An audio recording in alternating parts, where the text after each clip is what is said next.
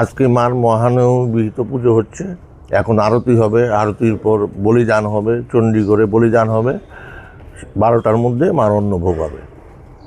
মূলত মানে এই যে পুজোটা হচ্ছে রাজবাড়িতে কত বছর ধরে হচ্ছে এবং এটা এখানে 150 বছর ধরে হচ্ছে।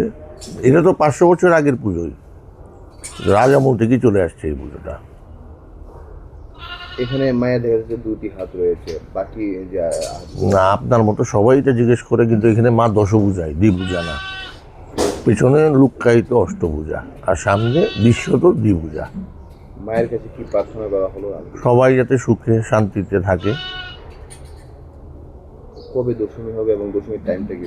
দশমী কালকে হবে, আজকে দশমী লেগে যাবে 12টা 12 পরে, তো কালকে আমরা সকালবেলা দশমী পুজো করব।